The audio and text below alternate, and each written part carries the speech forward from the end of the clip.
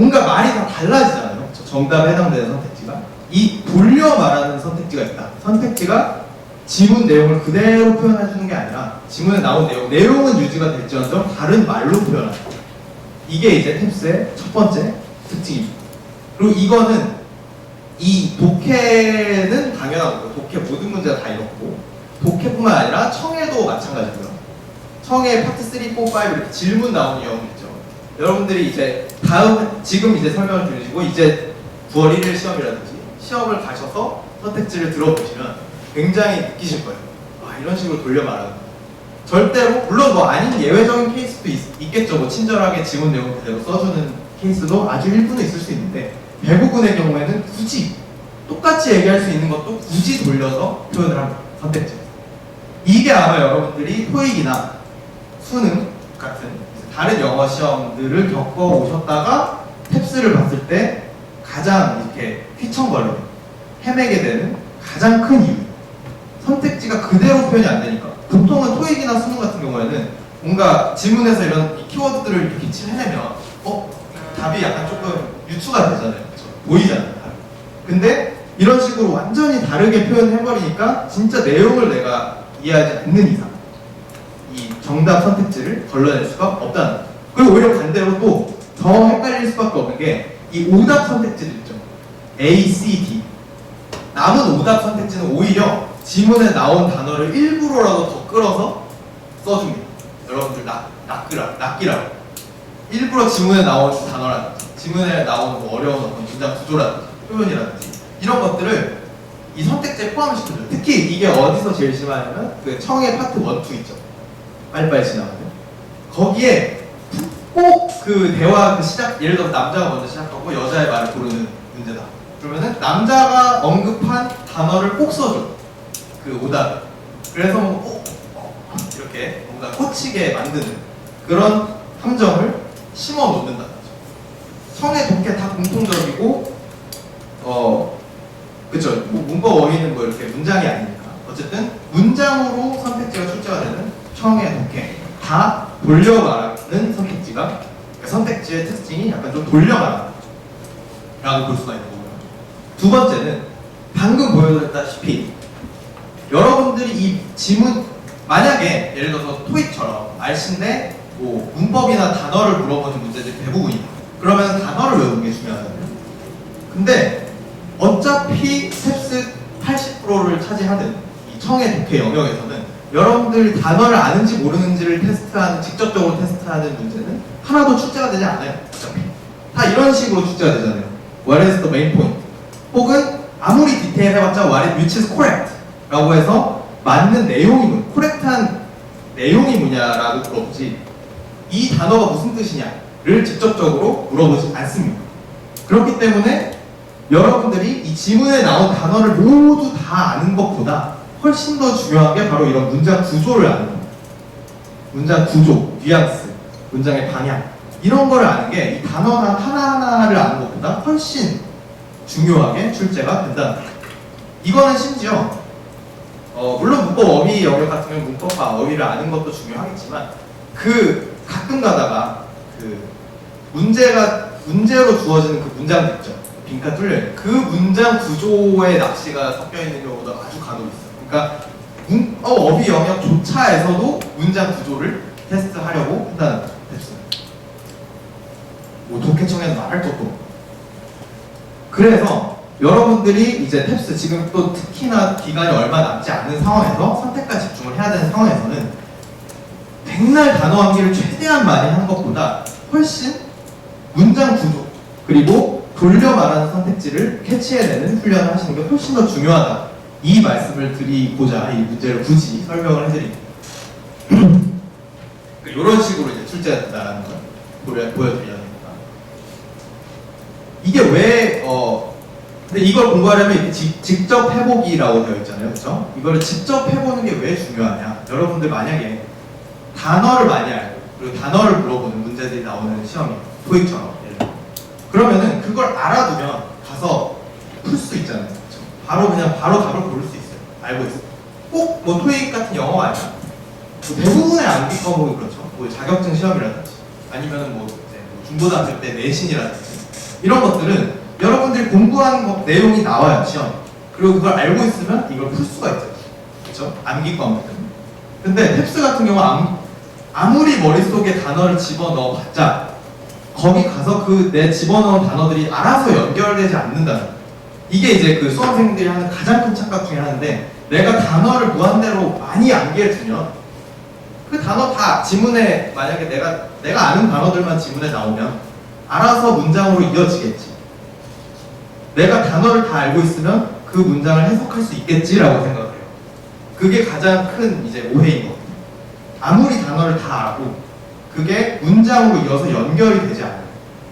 그게 바로 이런 문장에서 텐드 투 분명히 경향이 있다라고 외워놔도 실제 시험 가서 이게 이 문맥에서 어떤 식으로 쓰였는지 자동으로 연결되지 않을 확률이 높고, 또 그렇게 자동으로 연결되지 않게끔 출제를 해요, 지문. 그러다 보니까 아무리 단어를 외워놔봤자 자동으로 연결되지 않는다. 오히려 이걸 연결을 하는 훈련을 해야 되는 거죠, 평소에. 오히려 단어를 모르더라도, 내가 만약에 단어를 모르고 있더라도 그런 문장을 좀 연결하는 센스가 있다.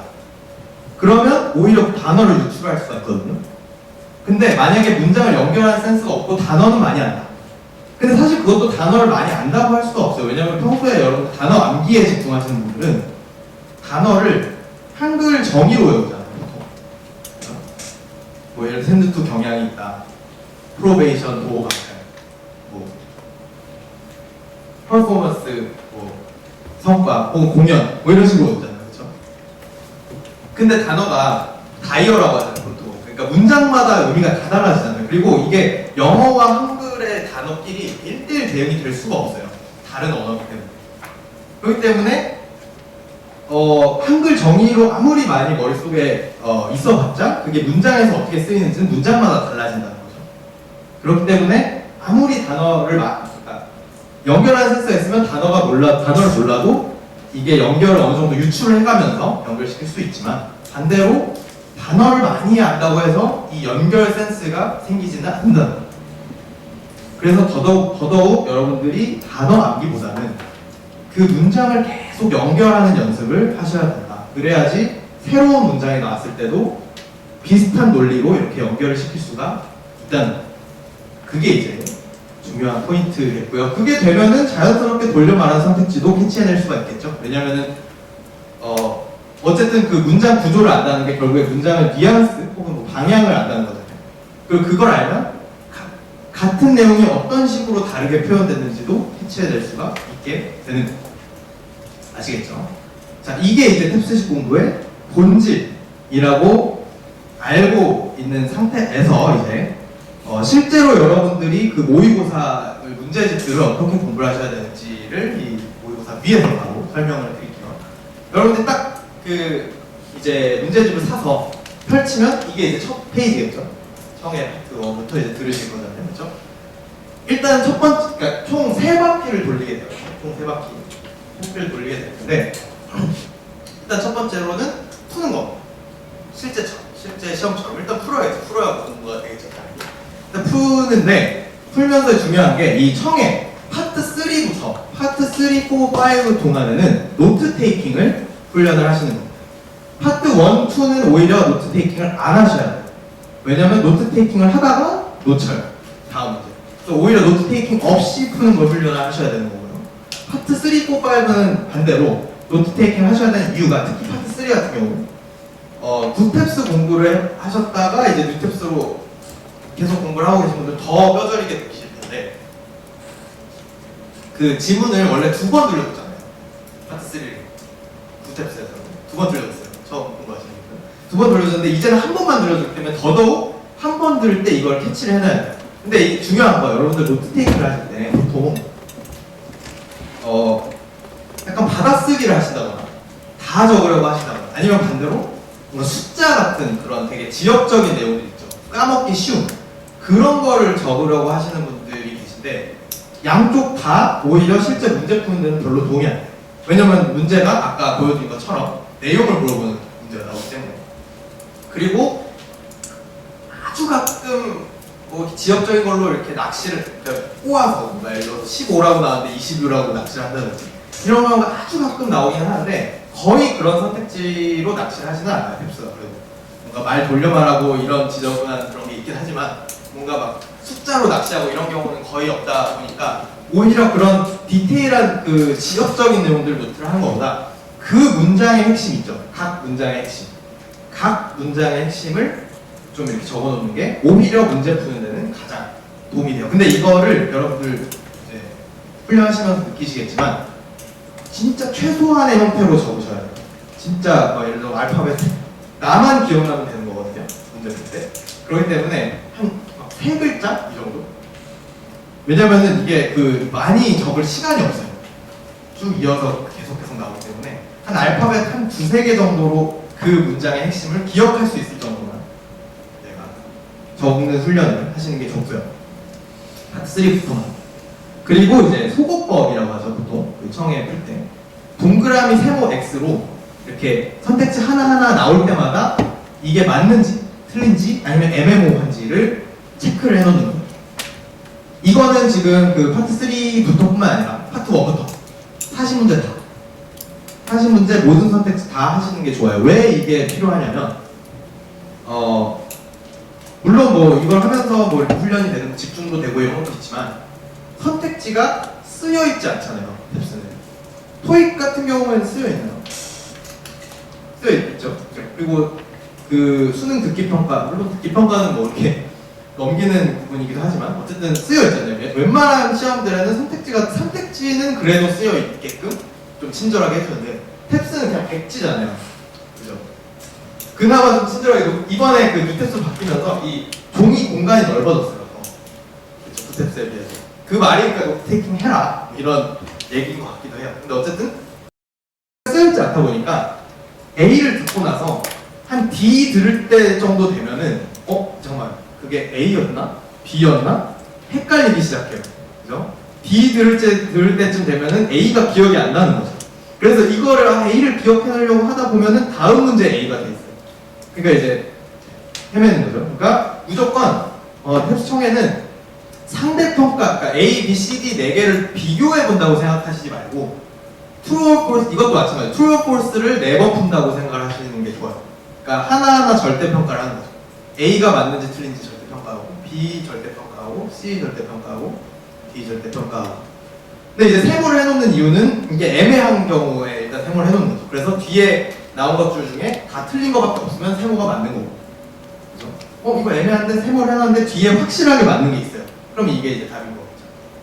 그게 이제 세모의 역할인 거고요. 그래서 소거법을 무조건 적용을 하시는 게 청에서는 가장 중요해요.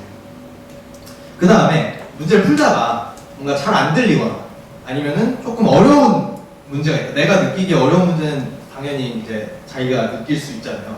그런 문제들에는 일단 별표를 치는 거예요. 이거는 청의 독해만 무거워요. 70표. 별표를 치는 이유는 이거는 이제 실제 시험에서는 필요가 없는 부분이고 공부할 때 필요한 부분이에요. 그거는 왜 필요한지 이따 설명을 드릴게요. 그래서 별표를 치고 넘어가시는 거예요. 그 다음에 어휘, 문법은 그냥 푸시면 돼요. 아까 말씀드린 것처럼. 근데 이거는 약간 그 미련을 안 가지고 빨리빨리 버리면서 푸는 거를 좀 훈련해 보시면 좋겠죠. 실제 시험에서도 그래야 되니까. 그 정도고. 그 다음에 독해도 계속 이제 풀으시면 되는데, 독해가 이제 좀 뭐부터 풀어야 되나 고민하시는 분들이 많으실 거예요. 이건 근데 사실은, 그냥 내가 사실 강한 그런 유형이 다 다르기 때문에 개인마다 좀 다르게 그냥 알아서 자기만의 전략을 세우시는 게 가장 좋긴 해요. 그렇지만 목표 점수에 따라서 여러분들이 이 독해 영역을 풀 때 가져야 되는 목표가 조금 달라질 수 있어요. 무슨 말이냐면 내 목표 점수가 450점보다 높다. 고득점을 목표로 한다고 하시면 어쨌든 독해 문제를 다 푸시기는 하셔야지만 목표 점수를 달성하실 가능성이 높거든요. 왜냐면 여러분들이 다 푼 문제라고 해서 다 맞히는 게 아니기 때문에 다 일단은 풀어놔야지 그 중에서 몇 개 틀리더라도 450 이상을 받을 확률이 높아요. 그렇기 때문에 그럴 경우에는 어쨌든 다 풀기는 풀어야 되니까 어려운 문제부터 푸는 거죠. 나중에 시간 부족할 때 좀 쉬운 문제들을, 그러니까 집중력이 좀 떨어졌을 때 쉬운 문제를 풀 수 있게, 그리고 풀 집중을 할 수 있을 때 제일 어려운 문제를 풀 수 있게 그래서 이제 저희 판단으로는 한 23번부터 25번이 그 인퍼 문제거든요. 도쿄 파트 3. 인퍼 문제가 배점이 있다 보니까 인퍼 문제부터 풀고 그 다음에 뒤에 신유형 조금 길고 하니까 신유형 풀고 그 다음에 1번으로 돌아와서 22번. 근데 이제 이 구체적인 번호는 바꾸셨으니까 여러분이 어렵게 느끼시는 것부터 풀면 된다. 라는 게 이제 원칙입니다. 개개인마다 그 느끼는 건 다르니까. 반대로 450점 이하다. 그러면 오히려 이걸 다 푸실 필요 자체가 없을 수 있어요. 다 안 푸셔도 목표 점수가 나올 수 있거든요. 충분히. 그렇기 때문에 이 경우에는 오히려 내가 강한 유형들 혹은 내가 쉽게 느끼는 유형들부터 푸시는 게 유리한 거예요. 최대한 그냥 풀 수 있는 만큼 많이 푸는 거예요. 뒤에 좀 못 풀더라고요. 이것도 개개인마다 다르겠죠. 근데 저희가 봤을 때는 1번부터 그냥 쭉 이어서 푸는 게 좀 난이도가 뒤에 이제 이렇게 어려운 게 몰려있다 보니까. 근데 예를 들어서 나는 인포가 쉽다. 뭔가 나는 좀 유추하는 거에 좀 잘 맞다. 그러면 인포부터 보시면 돼요. 내가 잘 맞는 것부터 보시면. 그러니까 본질은 이거겠죠. 내가 450점 이상 받아야 되면 내가 안 맞는 유형부터 푸는 거고 다 풀어야 돼요. 450점 이하면 내가 맞는 유형부터 푸는 거고. 그래서 어쨌든 이런 식으로 푸시고 그 다음에 이제 이 아까 보여드렸던 그 예시 문제인데 이걸 또 이제 이 실전 세트 놔두고 칩시다. 근데 중요한 거는 여러분들이 웬만하면 공부하실 때 실전 형태 모의고사로 공부하시는 게 훨씬 좋거든요. 그 실제 훈련이 되기 때문에 그러니까 이게 시중에 보면 문제집 두 가지 정도가 있잖아요. 기본서가 있고 실전 형태가 있는데 실전 형태가 훨씬 공부하는 데는 좋습니다. 기본서라고 해봤자 뭔가 유형이나 이런 거 배우려고 이제 하시는 경우가 많은데 녹화되고 있으니까 세 개는 못 말하겠지만 어쨌든 그렇게 별로 도움이 안 되는 경우가 많아요. 차라리 유튜브에서 무료 강의를 찾아보고 그 문제를 푸시는 게 훨씬 낫지. 기본서를 산다고 해봤자 거기에 나와 있는 설명 같은 거는 별로 어차피 가치가 별로 없기 때문에 어차피 문제를 푸는 게 중요한 거거든요. 때문에 그럴 경우에 뭐 이왕이면 실전 형태가 좋은데 문제는 지금 뉴탭스 형태로 되어 있는 실전 문제집이 많이 없잖아요. 제가 알기로 오늘 날짜까지 출판된 게 그 서울대 이거 이따가 경품 5개 있더라고요. 서울대 2세트짜리 그 뉴탭스 공식 문제집 그게 2세트고 넥서스에서 나온 그 봉투형이 3세트고 그 다음에 해커스에서 나온 6세트짜리가 하나 있고 총 11세트고 저희 무료로 배포하는 문제 한 세트 그리고 탭스 홈페이지 프리뷰 한 세트 총 13세트가 있는 걸로 알고 있는데 이거보다 더 많이 푸셔야 되는 분들이 많을 테니까 그럴 경우에 뭐가 좋냐 그러면 오히려 구탭스 문제 중에 좀 괜찮은 문제들로 공부를 하시는 게 오히려 낫죠. 그나마 가장 가까운 그리고 어차피 구탭스와 유탭스의 차이가 문항 수와 그 1지문 2문항이 출제된다라는 것만 거의 달라지는 거잖아요. 나머지는 다 어쨌든 구탭스가 더 어려운 거잖아요. 더 많고 그래서 오히려 그걸로 훈련하시는 게 훨씬 더 좋죠. 그리고 어차피 신유형 그 1지문 2문항에도 또 다른 유형이 출제되는 게 아니니까 똑같은 유형이 그냥 긴 지문에 출제될 뿐이니까 그래서 부족하시다 하면은 구탭스 실전 문제집 그 다음에 이제 뉴탭스 실전 문제집 뉴탭스 실전 문제를 마지막에 푸는 게 좋겠죠. 목표 시험 가까울 때. 네, 어쨌든 실전 문제 이런 문제가 나왔다 했을 때 독해를 풀다가 독해 같은 경우에는 문제를 푸실 때 뭔가 이런 while 혹은 but, however, nevertheless 이런 그 역접 있죠. 역접이 나올 경우에는 동그라미를 치시고 넘어가시는 게 좋아요. 왜냐하면은 보통 이 역접 뭔가 반대되는 내용이 나온다는 거거든요. 근데 이 지문이 그렇게 긴 지문도 아닌데 한 문단짜리, 신유형은 2문단짜리인데 거기서 내용이 반전이 된다. 그러면 뭔가 중요한 내용이 뒤에 숨어 있다라는 어느 정도의 약간 힌트일 수 있다는 거예요. 그래서 이걸 쳐놓으면 나 스스로도 조금 경각심이 무의식적으로 생기는 거죠. 딱 치면 이제 뭔가 나오겠다. 그러니까 역접을 이제 동그라미 치는 습관을 들여놓으시는 게 좋고요. 그 다음에 제일 중요한 게 이거예요. 그 시간 되면은 시간을 일단 맞춰놓고 푸시는 게 좋습니다. 실전 형태로 훈련을 하실 때는. 근데 그 시간 맞춰놓고 푸시라는 게 꼭 시간 안에 막 더 많이 풀려고 막 이렇게 노력을 하시라는 게 아니고 평소에 훈련할 때는 그냥 시간만 맞춰 놓는 거예요. 그 다음에 내가 풀 수 있는 형태 그만큼 그냥 여유 있게 차분하게 풀되 일단 맞춰 놓는 거예요. 왜냐면 내가 어느 정도 속도인지를 알아야 돼요. 그러니까 시간 안에 빨리 풀려고 막 노력을 하셔라 라는 의미의 시간 맞춰서 풀라는 게 아니라 그냥 알아야 되니까 내가 지금 현재 속도 어느 정도인지 그러니까 시간만 맞춰. 그러니까 내가 맞추는 게 아니라 스탑워치만 맞춰놓는 거죠. 그래서 시간 되면 스탑하는 게 중요합니다. 스탑을 하신 다음에 그 다음에 근데 어쨌든 시간 맞춰서 풀어야 되니까 제일 중요한 게 이거예요. 여러분들 실전 형태 문제에 있어서 공부를 하실 때 무조건 어쨌든 1단계만큼은 무조건 이어서 이 시간에 맞게 푸시는 게 좋습니다. 무조건 이거 나눠서 공부하시는 경우가 되게 많아요. 평소 공부할 때는 뭐 이 정도 해도 괜찮겠지.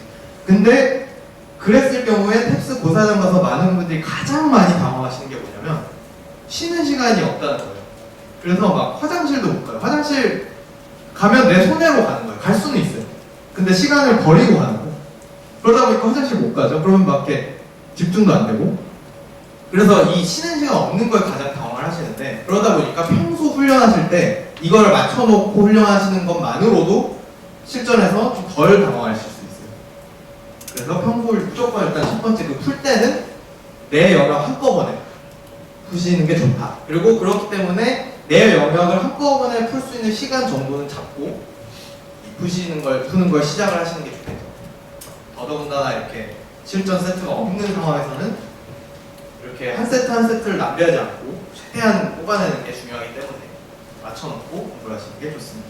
그리고 웬만하면은 이거는 이제 가능하실 경우에 권장을 해드리는 건데 내가 목표하는 시험 시간에 이 1단계를 맞춰놓는 게 좋아요. 예를 들어서 내가 뭐 토요일 시험이 목표 시험이다. 그러면 토요일 시험은 이제 3시에 시작하잖아요. 보통 2시 반까지 입시. 그러면 매일 3시에 푸는 거예요. 훈련을. 최소한 뭐 시험 전 일주일 동안 적어도 가능하실 경우. 그러면은 그 시간대 이게 약간 사람의 뇌가 좀 사이클이 맞춰지면서 그 시간대에 탭스 문제를 푸는데 약간 최적화되게끔 이제 적응이 되다 보니까 3시부터 한 4시 50분 정도인가 그 정도 이렇게 맞춰놓고 푸는 거죠. 그리고 그렇게 하실 경우에는 이 화장실 언제 가는지 이것도 좀 훈련해 놓는 게 좋겠죠. 그러니까 한 막 시험 시작 직전에 화장실 갔다가 바로 시작하고 최대한 끝날 때까지 아무 문제 없게 그렇게 하시는 게 좋고요. 그 다음에 이제 두 번째 이제 다 풀고 한 번 이어서 풀고 그 다음에 시간 되면 스탑했죠. 그 상태에서 이제 채점을 하시는 거예요. 그냥 돌아가서 앞으로 돌아와서 이렇게 채점을 하시는 건데 채점을 딱 한 가지 중요한 게 있어요. 문법 어휘 상관없고 청해 독해의 경우에만 틀린 문제들의 경우에 내가 이 오답을 고른 이유를 적어놓는 거예요. 오답 논리라고 할 수 있겠는데 이 오답을 고른 이유 예를 들어 아까 이 문제 D였잖아요. 뭐 it gives new information 마지막 one's in both direction이라 했으니까 당연히 우울증 성적 서로 이렇게 영향을 준다는 거 아니? 이렇게 디테일하게 쓰실 필요는 없고 나만 알아줄 정도로 까먹지 않아요. 나중에 리뷰할 때 굉장히 중요한 역할을 하기 때문에. 근데 청해 같은 경우에는 채점만 하면은 안 쓰여 있으니까 이 문제가 뭐였지? 기억이 안 나실 경우 있잖아요. 그러면 그 선택지만 잠깐 들어보세요. 잠깐. 그러면 리마인드가 되니까 거기서 내가 이거 D 이래서 골랐다. 내가 이 오답을 고른 이유를 적어놓고 넘어가시는 거고요. 그 다음에 이제 내가 푼 문제까지 딱 됐으면 이제 채점을 다 한 거잖아요. 그렇죠? 채점을 다 한 상태에서 끝내지 마시고 웬만하면 이 점수로 환산을 해보시는 것도 좋아요. 그러니까 뉴탭스 체계로 이게 그 맞은 개수랑 그 점수는 좀 다르니까 위험들고 이거를 보통 구탭스 시절에는 그 땡스 점수 계산기가 있었는데 업데이트가 안 됐더라고요 아직. 그래서 나왔어요. 그래요? 오 참여 감사합니다. 그래요.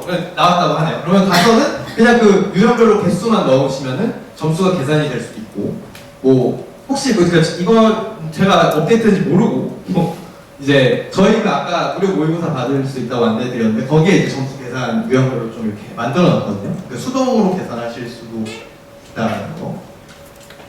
근데 이거 나와서 정말 편해졌네요. 이게 하면은 막 이렇게 번호 이렇게 곱셈 갑자기 탭스 공부하는데 수학 공부를 해야 되니까 짜증나는데 어쨌든 채점을 하시는 게 좋습니다. 그 다음에 그 채점을 한 이후에 모품 문제를 마저 푸는 거예요.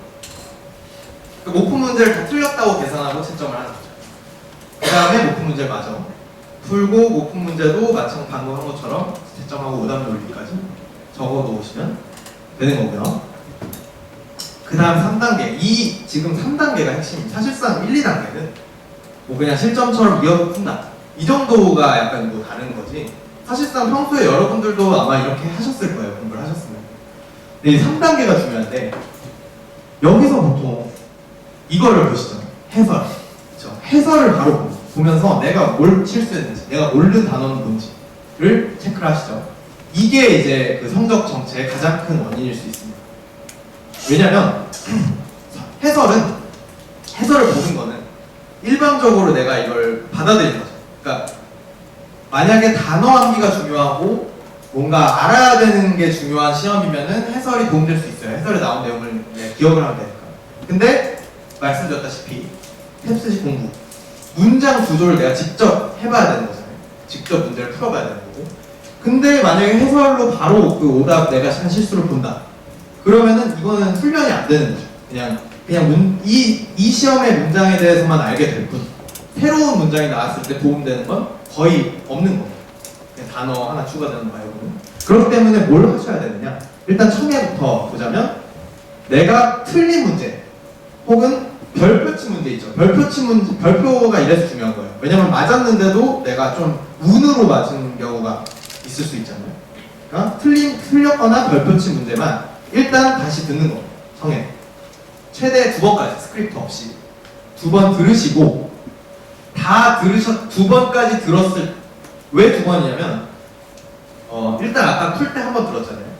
그리고 2번 총 3번인데 어차피 3번 반복해서 들었을 때 안 들릴 거는 더 많이 듣는다고 해서 들릴 확률이 거의 없기 때문에 일단은 최대 3번까지만 듣는 거예요. 듣고 나서 그때 이제 스크립트를 보는 거예요. 그러면 스크립트를 보고 다시 이제 들으시면 이게 무슨 발음, 이게 내가 안 들리는 부분이 이 발음이었구나 라는 걸 인지하시게 되거든요. 근데 여러분들 이것도 제가 약간 연구를 거듭해 보면서 느낀 바로는 아마 여러분들이 안 들리는 발음 중에 여러분들이 모르는 단어보다 여러분들이 아는 단어가 훨씬 더 많을 거예요. 이미 내가 단어장에서 암기해서 안다고 생각했던 단어들이 청해서 안 들리네? 이런 경우가 훨씬 많을 거예요. 아마 공부를 해보시면. 몰라서 안 들리는 겁니다. 왜냐? 우리가 단어를 공부할 때 발음까지 학습을 안 해놨으니까 그런 거예요. 그래서 어쨌든 다시 듣고 스크립트를 보시면 이 발음이 이 단어가 이렇게 발음되는구나 라는 걸 느끼시면 비로소 이제 다음에 그런 발음이 나왔을 때 이제 안 들리지 않을 수 있겠죠. 자, 그 다음에 다시 듣는 건 청해만 해당되는 거고, 그 다음에 독해청의 공통인 건데 내가 이해가 안 되던 문장 있죠. 모르는 단어가 있다든지 모르는 단어는 없는데 방금처럼 이렇게 구조가 복잡해서 이해가 안 된다든지 이거를 무조건 이해해 보시는 거예요. 해설 보기 전에. 근데 여기서 중요한 거 해설도 보시지 않고 한글 해석도 최대한 안 보시는 게 좋아요. 안 보시고 어떻게 하는 게 좋냐, 내가 분명히 이해를 못했다면은 여기에 분명히 내가 모르는 단어가 있거나 아니면 모르는 어떤 표현이 있거나 모르는 문법이 있거나 이거잖아요. 그 부분만 사전을 찾아서 그거를 이 문장에 대입을 해보는 거예요. 직접. 이게 제일 핵심이에요. 여러분들이 한글 해석을 바로 보고 이 문장이 이런 뜻이구나 라고 하면 이 연결하는 훈련이 안 되거든요. 단어들과 문법. 무슨 말인지 이해되시나요? 예를 들어서 이 문장 아까 corroborate 몰랐잖아요.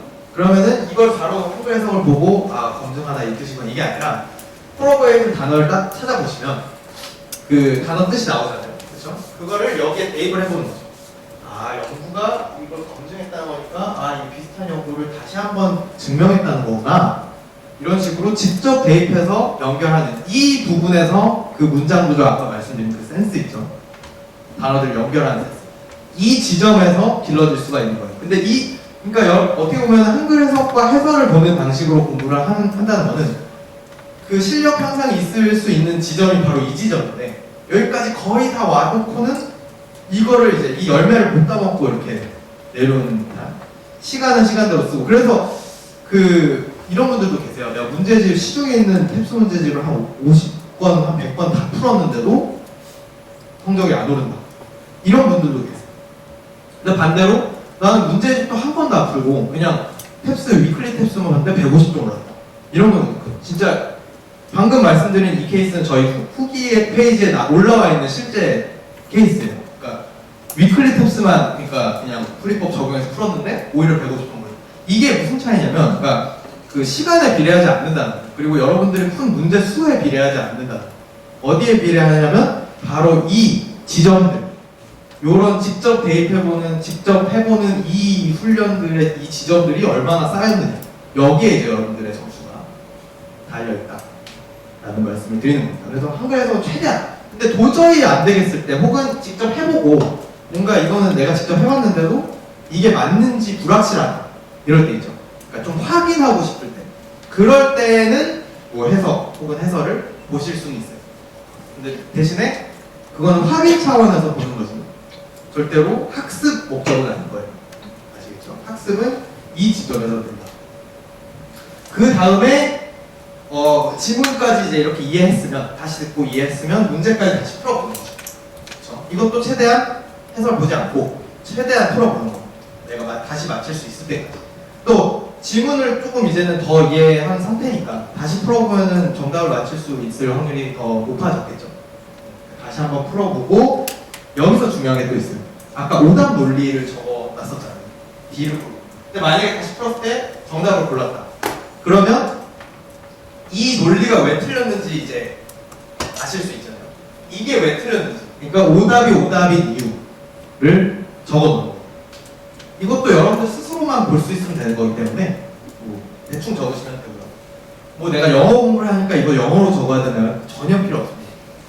특히 탭스는 라이팅 영역이 없죠. 만약에 이게 토플이었으면은 웬만하면 이것도 영어로 적어보시는 훈련 하세요 라고 했을 수도 있는데, 라이팅 능력은 전혀 1도 필요가 없죠. 탭스는. 그러니까 뭐 굳이 할 필요가 없는 거고. 뭐 아까 뭐 예를 들어서 runs in both direction이 서로 열어준다는 거 아님? 근데 오답인 이유는 correlation이 run in both direction이니까 이게 서로 영향을 준다는 게 아니고 그냥 비례하고 할 수도 있고 반비례할 수도 있다는 의미였구나. 이걸 내가 캐치 못해서 D를 골랐구나. 그 오답의 이유를, 오답이 오답인 이유를 적는 거고, 반대로 정답이 정답인 이유도 따로 있겠죠. 이게 정답인 이유는 성격 상관없이 누구나 걸릴 수 있다는 게 이 지문의 메인 포인트구나. 정답인 이유까지 적어놓는 거.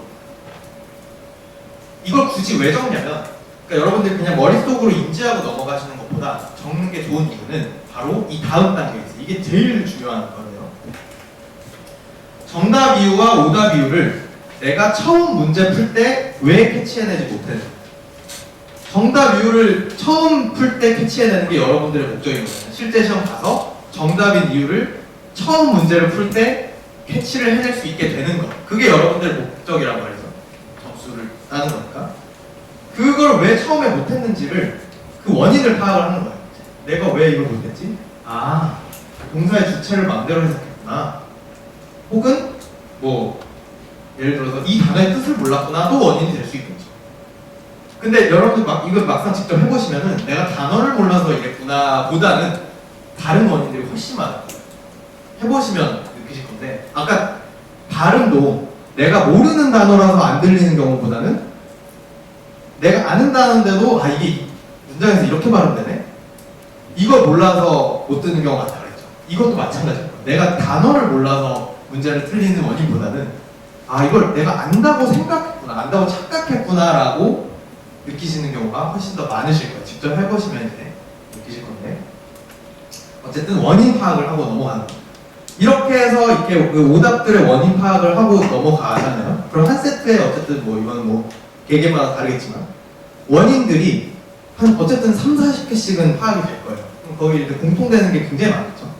그러면 나의 안 좋은 습관이 뭔지를 깨달을 수가 있는 거예요. 이거를 계속 반복을 하셔야지 실제 시험에 갔을 때 이 안 좋은 습관이 반복 안 되는 거죠. 근데 그게 이제 핵심인데, 해설을 보고 그 문제에 대해서 완벽하게 이해하고 다음 문제로 넘어가면 사실상 그 문제들에 대해서는 완벽히 전문가가 돼 있겠죠. 뭔가 이 문제는 이래서 정답이야. 남들한테 설명할 수도 있는데 정작 나의 안 좋은 습관은 개선이 안 되는 거죠. 그렇기 때문에 암기 과목이 아닌 시험이라서 어쩔 수 없는 이런 좀 번거로운 단계들을 거치셔야 한다 라는 말씀을 드리는 겁니다. 그래서 이렇게 한번 직접 해볼 수 있게 되겠고, 그래서 이제 문장 구조를 더 파악하실 수 있겠고, 그러면 돌려 말하는 선택지들도 캐치를 해보실 수 있겠고, 그러면 이제 탭스식으로 공부를 하게 되시는 거겠죠. 여러분들이 독학을 하든 아니면 어떤 다른 인강을 선택을 하든 아니면 뭐 학원을 가시든 어쨌든 공부 방법에 대해서 고민을 하실 거 아니에요. 고민을 하실 때 이 방법이 맞는가를 생각을 해보셔야 돼요. 그러니까 이 탭스 시험 특성에 맞는 방법이 맞나? 이 지금 학원에서 이 강의에서 지금 이렇게 내가 원인 파악을 할 수 있나? 내가 문장 구조를 이렇게 훈련할 수 있게 하나? 아니면 그냥 문제에 대해서 설명을 해주는 건가? 이거는 여러분들이 생각을 해보셔야 된다는 거고, 그리고 마지막으로 그 수강 여부와 상관없이 그 무료 컨설팅 1회 또 혜택으로 저희가 명시해드렸잖아요. 그거는 그냥 홈페이지 오셔서 뭐 수강하실 필요 전혀 없고 그냥 회원가입만 하시고 로그인 하신 다음에 여기 무료 컨설팅 클릭을 하시면 이 화면으로 넘어오게 되거든요.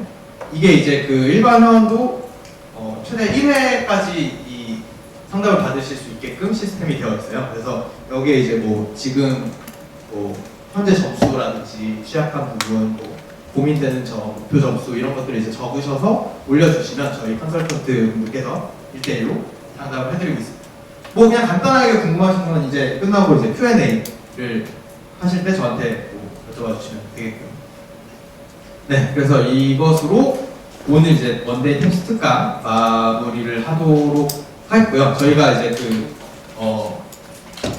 데드라인이 이제 얼마 안 남으신 분들도 꽤 계시니까 저희 최근 그 인터뷰한 수강생분들 중에 3주 만에 이제 200점 오르신 분이 계세요.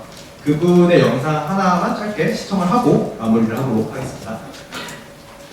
처음 탭스를 쳤을 때 480점이 나오니까 못 가겠구나. 독학을 하다 보니까 좀 불안한 마음에 모 회사의 인강을 듣게 되었는데, 사실 뭐 요령식으로 너무 가르쳐주고 여기서는 99% 이 문제가 나온다, 90% 뭐 저 문제가 나온다 이렇게 하는데 그냥 저한테 딱히 와닿지도 않았고 텍스트를 쳐보면서 그렇게 하기에는 되게 어려운 시험인 것 같더라고요. 근데 컨설탭스는 유형이 있고 어떻게 접근했을 때 더 바람직한 점수가 나올 수 있고 더 바람직하게 공부할 수 있겠다라는 걸 조언해 주기 때문에 다른 회사랑 되게 달랐던 접근 방식이었던 것 같고, 저도 뭐 되게 천재도 아니고 그냥 지방 공립대 나온 평범한 학생인데 컨설탭스 하면서 200점 넘게 올랐으니까요. 3주, 2주 만에 올랐으니까 다들 할 수 있다고 생각을 하고, 네, 좋은 친구다라고 생각을 합니다. 어려웠는데 상담도 가능하고 뭔가도 되게 많이 알려주시고 따끔하게 말씀도 해주시더라고요. 올바르게 공부할 수 있도록 그런 유형, 뭐 접근법 이런 것도 많이 알려주셨고, 암기식, 주입식이 아니라, 그래서 뭐 혼자 공부하고 외롭고 쓸쓸한데 좋은 친구 한 명 데리고 공부했다고 생각합니다.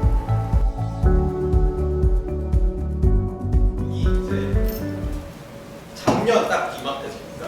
이것도 대학원 입시 준비를 목적으로 작년 이제 9월 마지막 시험까지 준비를 하셨던 건데, 저희 걸 시작하실 시점이 500점 되셨어요. 근데 이제 최근 최종 9월 점수가 770점. 그러니까 이게 되게 어려운 시험이고 점수가 잘 안 오르는 시험인 것도 맞지만 이 방법에 따라서 실제로도 점수가 오를 수도 있는 그런 시험이거든요. 그게 이제 성적표로도 점수면 그러니까 저희 걸 수강하셔야지만 무조건 이렇게 된다는 걸 보여드리려는 게 아니라 실제로 어떻게 하느냐에 따라서 양에 관계없이 충분히 점수가 오를 수 있는 시험이라는 거예요. 그렇기 때문에 여러분들이 공부를 하실 때 아무래도 시간이 없을수록 더 이렇게 마음이 급해지잖아요. 공부를 할 때 예전 습관이 나온단 말이에요. 어쩔 수 없이. 그리고 이렇게 내가 지금 시간이 없는데, 특히 아까 방금 말씀드린 방법으로 하면 한 세트를 푸는데 걸리는 시간만 어쨌든 한 5시간 정도는 될 거예요. 왜냐면 푸는 것만 한 바퀴만 어쨌든 2시간 정도 걸리니까.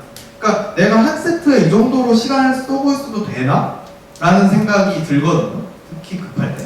근데 아까 말씀드린 것처럼 한 세트의 시간을 쓰지 말아야 되는 건 이 세트 수가 중요할 때잖아요. 그러니까 수를 많이 늘려야 돼. 많은 여러 세트를 푸는 게 중요한 시험일 때 한 세트의 시간을 쓸 수 없는 거죠. 근데 탭스는 전혀 그렇지가 않다. 오히려. 물론 많이 똑같은 방법을 했을 때 많이 풀면 풀수록 당연히 비례해서 더 당연히 점수에 도움이 되겠지만, 대충 여러 세트를 푸는 것보다는 한 세트라도 제대로 푸는 게 훨씬 더 점수에 중요하다. 라는 거를 수많은 어쨌든 여러분의 탭스 선배님들이 성적표를 이제 증명을 해주셨으니까 여러분들도 너무 조급해하지 마시고 한 세트를 풀 때도 확실하게 점수가 오르는 방법으로 공부를 하시기를 권장해 드리면서 오늘 특강을 여기서 마치도록 하겠습니다. 감사합니다.